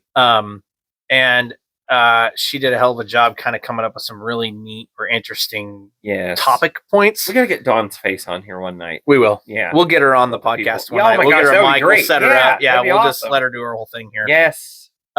So I haven't looked at these. She wrote them last week. Right, actually last Thursday when we did our Food Fighters podcast, she was upstairs going to town. Oh yeah, by the time I left, she had like already a whole page worth of just awesomeness. So I've been sitting on this; it's been bugging me. I haven't looked at it, so we can do this journey together here. Let's do it. So first one, Billy Joel's "Only the Good Die Young" is about a man trying to convince a Catholic girl to lose her virginity to him. Solid. Wow. No idea. Oh, but when you really stop and now think about it, yeah, no, I can definitely see it now. Oh, yeah. I can definitely see it now. Oh, no. When you think about it, you hear it in worse your head. The more I sing it, yeah. Yeah. Yeah, it does. Wow. That's pretty bad. Sweet Child of Mine was apparently written in 5 minutes. Yeah. Isn't that crazy? Nuts. One of the best songs ever, in my opinion, anyway. And just... Well, and sometimes, you know, you could see how that was probably written because he was probably dicking around with some riff, and then everyone's like, "What's that?" Like sometimes we've been there, and sometimes shit just flows in. Oh yeah, and it's like, oh, this is easy, and you just know where to go. Or you've got something you've been like we talked about, you've had in your back pocket, and it fits perfect. Yeah. Let's see, just allergy season. Sorry for the sniffles, folks. Oh no, bro, you're good. Justin Timberlake's "Rock Your Body" was written by Pharrell for Michael Jackson's final album, Invincible. Really? Oh, by Pharrell. Pharrell. Awesome. I said Pharrell. I was like, well, my brain was like, Pharrell. Pharrell wrote a song. Oh, Pharrell. Got it. Yeah, I'm not real big on some of the modern stuff, so I'm going to pronounce stuff, guys. Sorry. That's where I feel in. Yeah, exactly. See? I knew this one. Most of us do. Prince actually wrote Nothing Compares to You, not Sinead O'Connor, by the way. Yes. He also wrote the Bengals' Manic Monday. Yes, that's a good song. So didn't know the Manic Monday, but I knew the Nothing Compares because he actually does. And then the what's his face did it unplugged before he passed away. You know what I'm talking about? Soundgarden. Cornell, yeah, Chris Cornell. Yep. Sorry, couldn't think of it. Had a roadblock. Yep. The song "There She Goes" by Sixpence None the Richer is about heroin. Oh yeah, so's She Talks to Angels by Counting Crows. Yeah, weirdly. funny about Angels is Sarah McLachlan's Angels is about heroin addiction. Isn't that funny? And yet we pay it for all of the sad little puppies. Oh my god, I know. But once again, when you listen to the song now, you go, "Oh, in the arms." You're like, damn it. Semi-Charmed Life's about a couple on crystal meth. Dude, right? Yeah. Who'd have thought? Me and Justin covered that one, and we Yeah. joked about that all the time. And as you sing it, and as you read the lyrics, as bands do, you're like, "Oh, No idea. You're going. Yep. This got dark quick, right? took the hit that I was given, and I bumped again, and I bumped exactly. Again, I said, yeah. How do I get back there? Yeah. Aerosmith's "I Don't Want to Miss a Thing" was written for Celine Dion. Really? That makes sense. As big of a like symphatic song as that is. Apparently so. Steven Tyler talk about psychedelic and doing fucking drugs. Holy crap, he did it as a sport. Hold my beer. He was talking to Rogan about that. It was funny. Wow. Did he really? Oh my gosh. He did so many. He literally said he blew the first 20 years of his money right up his nose. Like, Steven Tyler is out of control up until like 10 years ago. That is a large snoz. So, yes. I mean. You know who else was? Which you'd never think this. Rob Lowe. I knew that one. The fucking rails. Yeah. And he's so good now. Like, he's such a great guy. Yeah. He got cleaned up. He was, good to see. But, you think there's, you bought your boy from Iron Man in there too. Oh, RDJ, man. He and was Steve-O, like, he's a big time turnaround story too. He's one of the best success stories I could think of. Yeah. Weezer's first show was opening up for Dog Star, which was Keanu Reeves. I knew that. He played bass in the 90s. Yep. Keanu's awesome, dude. Yep. Yeah, people don't know, like, the Bill and Ted thing wasn't just, that's, Keanu Reeves was like a rocker guy. Yeah. Like, it made sense for him. We talked about this one, actually. Don did tell us this one, but this was great. Creed once sucked so bad they were sued for $2 million in Illinois in 2002. Yes, because they sucked so bad. Yeah, they didn't do well, apparently. Well, there was like a whole period where Scott Stapp was just showing up completely just ripped to everything and couldn't do a thing. Like, just terrible. I can believe it. He's good again, too. He's like doing really good. Good. Yeah, he was on a few podcasts, and they played a show in Terre Haute just down the road from really not that long ago. Yeah, that's awesome. I guess from what I heard, it was awesome. Good deal.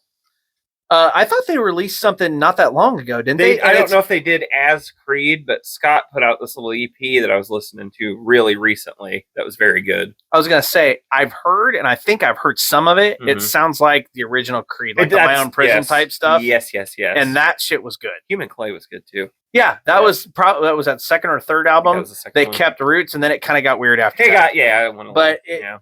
Believe it or not, folks, Creed they rock rockers when they first started. I really call them dad rock because they are. They're Christian rock, but they're dad rock, man. I was big into Creed when it was high school for me. So. Oh yeah. They were damn good. High for me, so right around there when I really started. Every time I went to the bowling alley, if you didn't hear My Own Prison, something was wrong. Yeah. So. Let's see. We knew this. Freddie Mercury had 4 extra teeth. On the way home tonight, as you say that. Yeah. Okay. Yeah. Fred Mercury had 4 extra teeth in his upper jaw. Yeah, and he refused to get them fixed because he was so deadly afraid that he would lose his voice. And they actually proved later through some 3D modeling that's 100% what would have happened. Yep, it's crazy. Vanity, is it worth your talent? I guess that's the question. Disney wanted ABBA, not Elton John, for the Lion King. Yes. Yeah. Isn't that weird, though? That would be a whole different... The Lion King! Oh, my God! Hold on! Dude, no! Oh, no! I don't know if I would have enjoyed it, to be honest.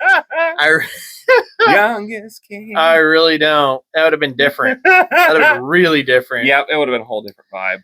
You knew this. Aerosmith has made more money for Guitar Hero than any of their other albums. Isn't that sad? It's kind of sad. It really kind of is. It is a little bit. Really is. They're not mad about it. I mean, good for them. But yeah, good for them. But that's like the whole Tony Hawk thing, and the fact that he's made more money from those games than he ever made from skateboarding by folds and leaps. Cash and your check, bro. And that's what he said. He's like, I ain't mad about it. Oh, cash that check.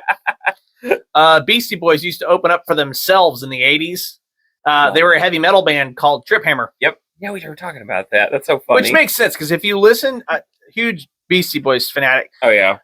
When you listen to a lot of their tunes, most of their tracks and most of their full songs they're rockers. Oh yeah. They are heavy rockers. Well, like listen to that opening riff and No Sleep Till Brooklyn. That's absolutely. A metal riff. Absolutely. They kind of had the Limp Bizkit thing. Fight for your right to party. Oh. I mean, you got all these things that are. That's got like Tenacious D vibes borderline. It's cool. It's like an anthem. You know what I mean? Yeah.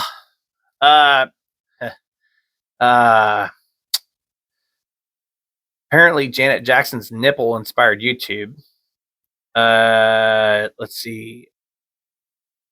All right. Jal Kareem was moved to create a video sharing site after the missing and infamous nip slip.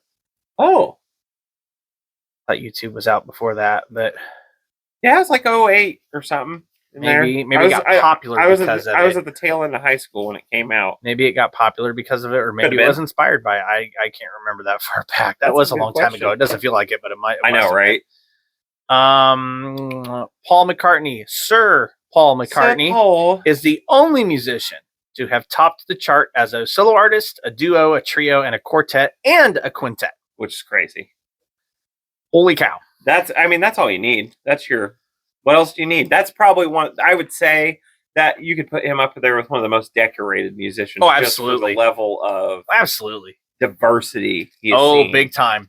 Because he could tell you... I mean, that guy could listen to a heavy metal song and tell you why it should sound that way and what could be done to improve it. It doesn't matter that he doesn't know it. Like, he's at that level. Exactly. There's a whole different Which is why a lot of people use him. Yes. Oh, my gosh. Yeah, because at a producerial capacity, it's a whole different ball game. You're creating a whole thing. It's awesome. And I have a funny feeling this is why the Beatles had problems towards the end there. Oh, because he probably knew. And there was a lot of that other BS going on. Yeah. He's going, that's not going to work, But yeah. Okay. Well, the CIA telling Lennon didn't help anything either. That's probably not good. No. Yeah. The guy who invented the Fender guitar didn't know how to play guitar. Leo Fender. Yep. There's so many notes, octaves, and timing variations that humanity will never run out of music. Which is the coolest thing to me. Isn't it, though? We can never, ever, ever, ever, ever end the creation. You'll never find them all, just folks. Keep going. This ain't Pokemon. No. See what I did there? I like that. Gotta catch them all. Just kind of slipped out there. Weird Al asked for permission from Prince to parody his songs, but was always refused. When the two were assigned to sit in the same row at a music award show, Al got a telegram from Prince's lawyer demanding that he not make eye contact. Must be scared of him or something. That had to be awkward as hell. Oh, dude, come on. It's like, yeah. Well, what do you do? We'll spiral on a little Weird Al thing for a second. So there's a documentary about him. Daniel Radcliffe plays him. Super good movie. It's on the Roku channel. If you guys want to check it out, it's awesome. I think it's which is free, by the way. Yeah, it is. Yeah, dude, they got some good stuff on there. Reno 911 is back, and it's on the Roku channel. They have a whole new season out. It's new? Yes, they have a brand new season. It's fucking hilarious. I might check that out. And it's a lot more dirty because they can do what they want. You know what I mean? Right. So yeah. But anyways, so this Weird Al thing. So he actually called Kurt Cobain to ask permission to do which parody did he do? It was Nevermind. Yeah. So he calls Kurt, and he was scared shitless to call Kurt because of Kurt's music. He didn't know what kind of person he was. He said Kurt was completely honored to have him do that. He encouraged it. And was absolutely over them, and even gave him some lyrics to use in it. It was like, oh, you should do this. Yeah. Like, what a weird world. I could actually see him doing that. I know. When you looked at when he spoke and when he did like the MTV things, he was shy, but he was always kind of very personable. He was, I guess you could say. Funny. He was level headed. Yeah, well, he was a man of the people, I guess, and he realized that Weird Al was like anti-culture, like them, I think, and so he recognized that's a good point. That's a really good point. That's a really good point. Not really my cup of tea, but lyrics to Rihanna's song "Diamonds" were written by Sia in 14 minutes. No shit, Jesus, criminy! Which I can believe that. Yeah. Diamond like a diamond. Britney Spears songs have been used by the British Navy to scare off Somali pirates. That's awesome, dude. Yep. Fucking Captain Phillips could have got stopped by "Hit Me, Baby, One More Time." A little toxic. Yeah. Oh. But you know what I've heard too? I know people that were in the Navy that actually have some experience or know a little bit about that, the Horn of Africa, and doing some duty through there. They said that's no shit. Oh, dude, yeah. Because I remember YouTube videos of guys like fighting them off. After reading this now, I remember conversations being, because we talked about music that was used for military, and of course, my buddy always leaned back to the harder stuff, and it was, Five Finger Death Punch and Slayer and all this other stuff. Oh, yeah. But it was, he goes, but ironically not, pop music scared the shit out of people, because they didn't know what to think. And it was a woman. Yeah, it didn't make sense. So it was like, that's a good point. Yeah. So it was, What did they use? It worked. They did something in Waco. They played some music in Waco as well to like try to flush those people out when that whole thing happened. Don't remember that. Oh, yeah. But I wouldn't be a bit surprised. Because there's enough annoying shit out there that you could probably get somebody to go, okay, I surrender. Dude, play the fucking Bird song. Just play it over and over. Yeah. Yeah. That might have a suicide thing going on, though. I don't know if you'd want that to happen. The mortality rate's way too high for that one. This one fits with tonight's conversation, folks. Bob Marley didn't believe in smoking pot for recreation. He thought it should be used for religious and medicinal purposes only. Yep. Which is awesome. Yeah. And later we find out that, like, wow, that's kind of, that's what it's used really for. Good for that. Yeah. Jimi Hendrix could play guitar 4 ways. High, so low E on top. Left, reverse, right-handed, treble E on top. Reverse left, which is right flipped with the treble E on top. Yep. That's crazy. Insane. Dr. Dre didn't know Eminem was white until they met. Yes.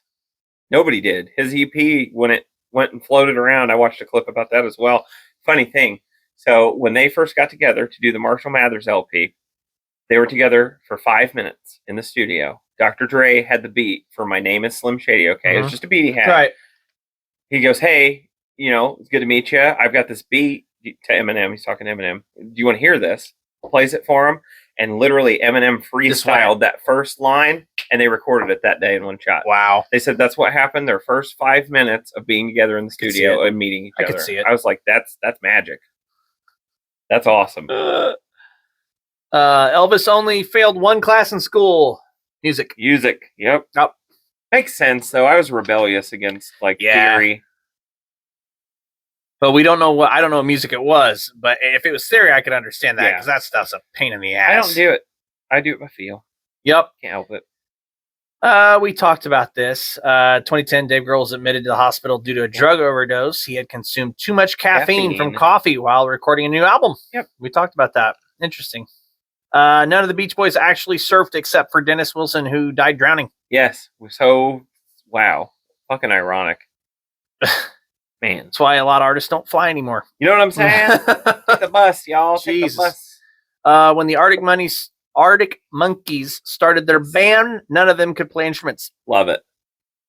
I think that's fantastic. So actually, it's funny you say that, but when me and Brian first started our first band, none of us knew really how to play any. Well, I don't think any of us really. We all pretty much said, I said I'm going to be the guitar player. Brian said I'm going to be and like about 3 weeks later, we manifested instruments into the universe. Got out my pots and pans. Yep. Under Pressure was written by Bowie and Queen during a 24-hour wine and cocaine marathon. Probably down in Ibiza. They used to hang out down there a lot. Queen guitarist Brian May is an astrophysicist. Genius. And member of the NASA team that interprets data from Pluto. Freaking insane. Who'd have thunk it? Anthony Kiedis once missed a concert because he was scoring drugs, so Keith Morris filled in on vocals and just yelled, made shit up. Yep. Because he didn't know him. When Jerry Garcia's autopsy was done, they found a bottle cap, a pipe screen, a mascara brush, and a small brass key in him. Good Lord. I guess sometimes you just ingest weird shit. Yeah. Seems like had to be a dare. Had to be a dare somewhere. Yeah. No, he was on acid and was like, I gotta hide the key. And then he was like, the mascara. I don't know. Eddie Van Halen donated 75% of his guitars to underfunded music education programs in LA. And one of them just sold yesterday for $8 million. I believe it. The Hot for Teacher guitar. Oh, no. Yeah, I can see that. Just sold at auction yesterday. I can see that. Funny Eddie Van Halen story. And we talked about Limp Bizkit. Well, these go together. So, Limp Bizkit was playing a show. Mm-hmm. Some producer, some person, whatever, was at this show that happened to know Eddie Van Halen. Right. And made a joke how it would be funny if Eddie got together and did a song with Limp Bizkit because it would be so off the wall. Right. So Eddie said, fuck it, I'll do it. That sounds fun. So he goes out to L.A. He lives in L.A. Lived in L.A. at the time. And so he takes his gear over to Fred Durst's place, and they start hanging out, and Limp Bizkit lights up a bunch of pot. Well, he didn't like that. So he just left. He literally took the fuck off, and he said they were all being idiots. Right. This is him telling this story. Right. So he's like, they were being idiots. You know, they weren't doing anything, just joking around. And so I got the fuck out of there. Well, he had called because he left his gear there. And so nobody was answering the phone. He gets in a fucking tank that he owns, drives it through the Hollywood Hills with a gun. He has a rifle with him, and drives into the front of Fred Durst's fucking yard, knocks on the door, points a gun at him, and says, "Give me my fucking gear." And so the members of Limp Bizkit loaded his gear into a tank, and he drove back home. You're shitting. No, 100% real. Happened. Wow. There's a whole video of Eddie telling the story. It's only great. in LA, right? Yes. Yep. Jesus. So awesome. That fits so well. Limp Bizkit, Stoner. I can't see Eddie Vedder in a tank. I can't either until I saw the picture of him in it, and I was like, "Oh, all right, yeah, guys, shirtless." Back my gear. He's fucking ripped. Yeah, because he's had cancer for years. A lot of people didn't know that, so he was like really about his personal health and trying to make himself last. Sure, I can see that. Except he never stopped smoking, not once. Nope. Cowboy Killers. Buddy. Yep. Zeppelin and Pink Floyd members helped fund the making of Monty Python and the Holy Grail. Yeah, man. Which makes sense when you think about it, right? It does. Yeah, it does. Yeah, it does. Especially being from the UK. I mean, that, before GNR, Slash actually auditioned for Poison. I didn't know that. He decided not to join when they asked him to wear makeup. Oh, fuck that. Yeah, I can't see Slash wearing makeup. Poison just very a top much. Hat and some bitchin' hair.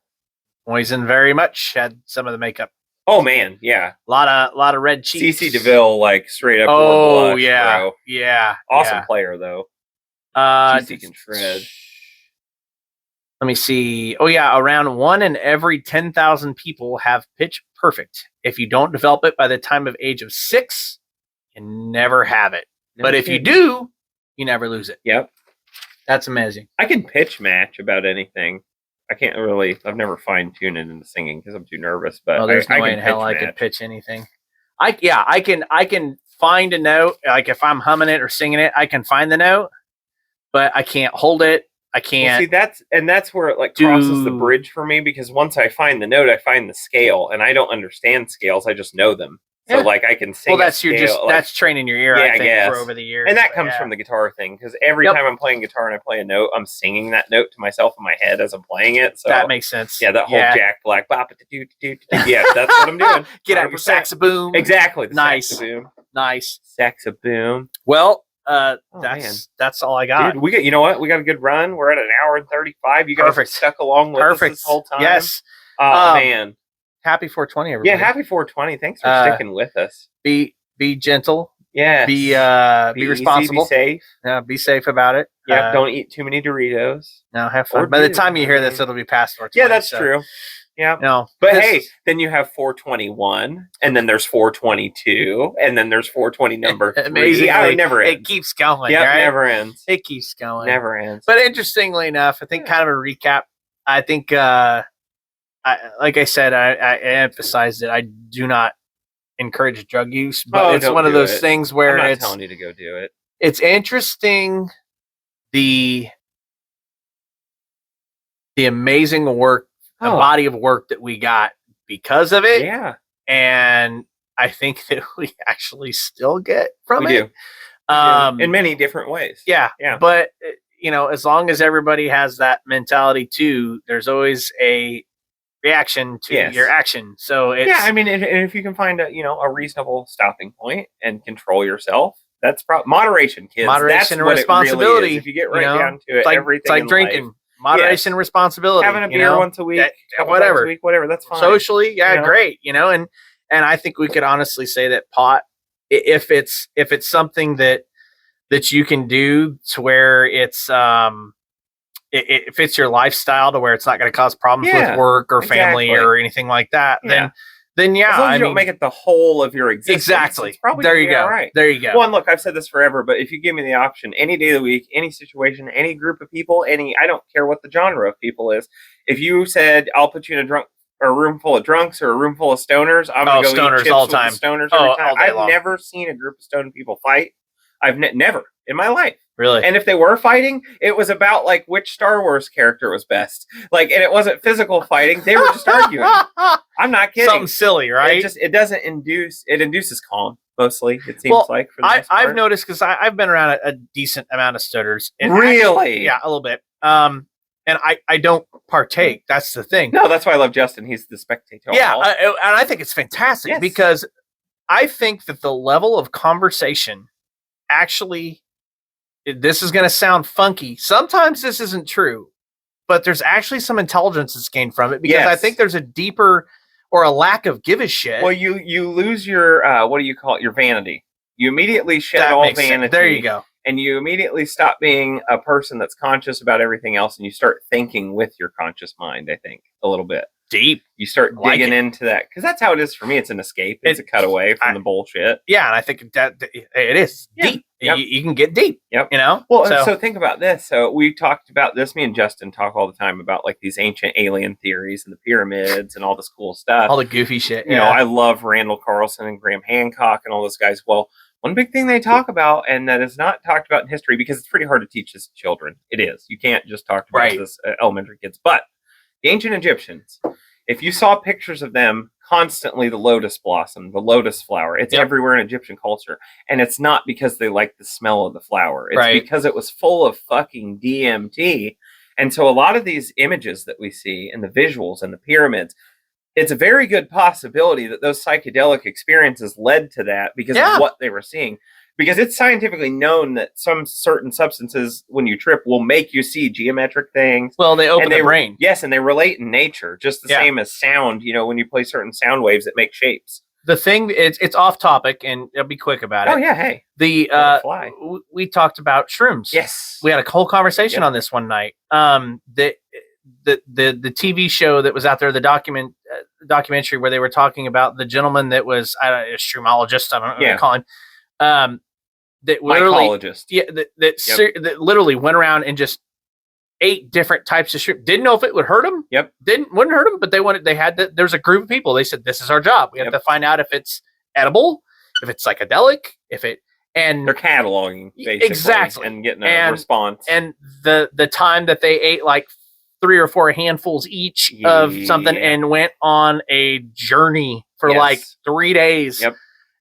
But they said the amazing part was you never saw colors the same. Yes. Oh, you never smelled the same because they actually studied the brain when someone was tripping on the shrooms and the parts of the brain that it engaged and open up that traditionally are not. Yes. Or that don't fire as fast or have synapses movements in that part of the brain. And that's exactly one thing they're finding amazing. For Alzheimer's research. Yes. Is that it can actually bring life back to dead tissue. For the first time they've discovered that, and it's through mycology. And so there's this, I'll go into one more thing. So there's this theory. We're going down the hole. Yes, you can watch, and it definitely goes to psychedelic and all this stuff we're talking about. It's called the stoned ape theory. Have you ever heard of it?